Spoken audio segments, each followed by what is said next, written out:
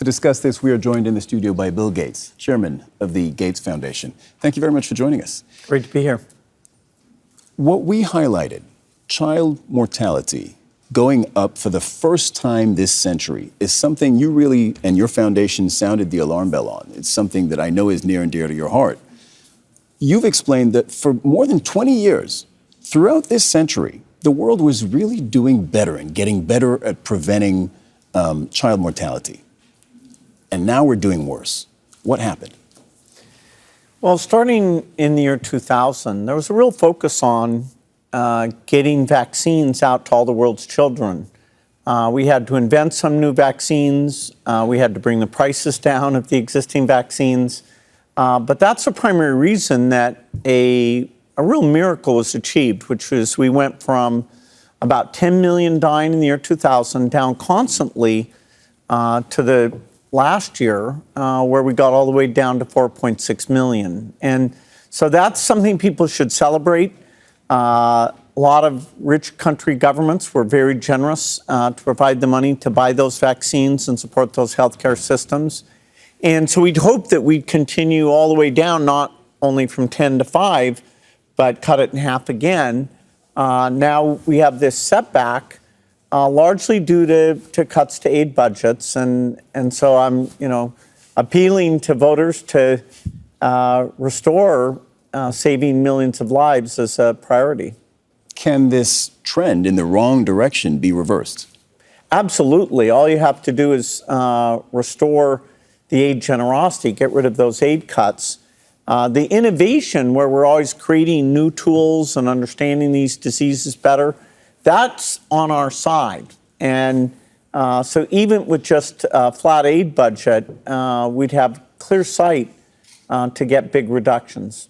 Yeah, you talk frequently about and openly about generosity and how rich countries and also rich individuals need to be generous, more generous than they have been and are being right now. Now, under this U.S. administration, under this U.S. President Donald Trump, the U.S. has pretty much cut entirely its foreign aid budget. But it's not just the U.S. It's also wealthy European countries, not all of them, but quite a few of them. Britain, Germany are among them. So if the richer countries are not going to be giving money to foreign aid anymore, what does that do to philanthropists like yourself? Well, the government money is the big money. Overseas development aid, it's about $260 billion a year. And fortunately, nobody's cut all the way to zero. Even with the Trump administration that briefly made huge cuts, some of that's been restored. And so the big question now is, will it go back to being about a 10% cut, or will it go to being more like a 40% cut? And that's being debated. And I'm hoping to convince the president and the Congress to make it like the 10%, which that we can live with because the innovation can help us overcome a modest cut. Other rich countries also have budget pressure, and they've made cuts of about 20%. The UK made one of the bigger cuts when they took from 0.5% of GDP down to 0.3%. That was a big cut made by a center-left government. And so there are budget pressures. Many people think these aid budgets are a higher part of government spending than they are. Very few countries spend more than 1%. It's about a quarter of a percentage point, right?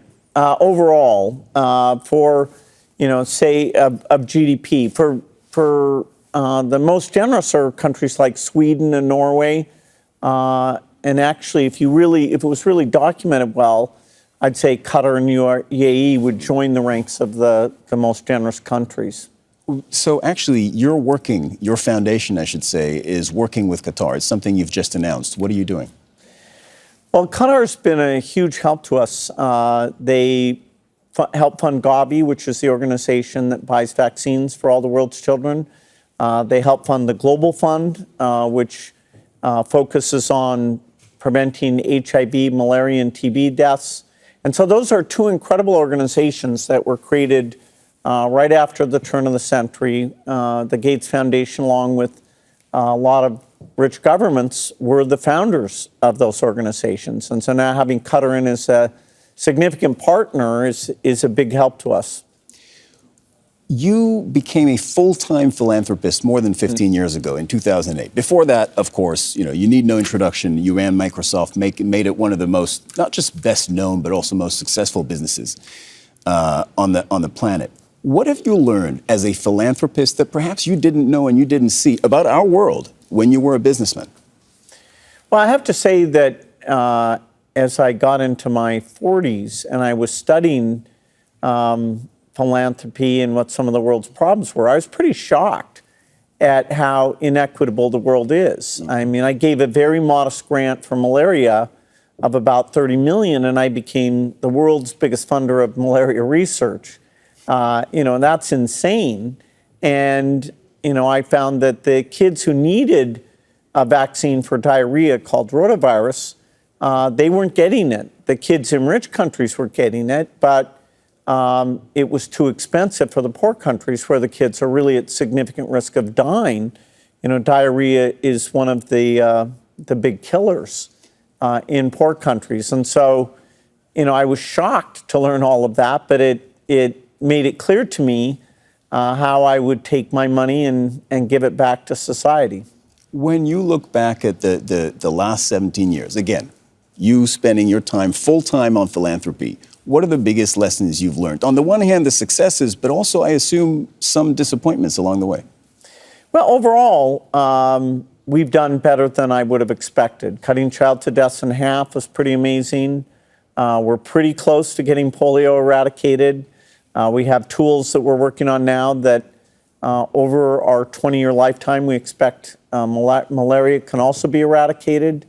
But there have been setbacks. Whenever there's war, that's an incredible setback.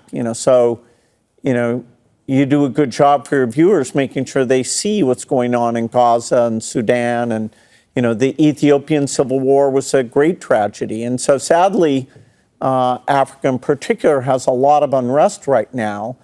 And not only do people die directly of the violence, but the healthcare systems are completely disrupted. And so kids aren't getting their vaccines. And actually, the kids' deaths are often even greater than the adult deaths. Yeah, how do you deal with that? Because conflicts are on the rise. There is more conflict and war in the world now than when you started philanthropy full-time. Now, I know you don't do politics, you don't do diplomacy, we know that.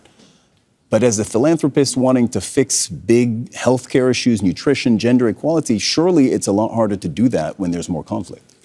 It is more difficult. We're in the polio eradication, the very toughest parts of Afghanistan and Pakistan are where we've never been able to get rid of the virus. And so if we could get in and go house to house and vaccinate those kids, we would achieve polio eradication. We've had polio show up in Gaza, but we've got, fortunately, it was eliminated, but it could come back. Same thing in Yemen and Somalia. So yes, the toughest, most violent places in the world are where we end up working.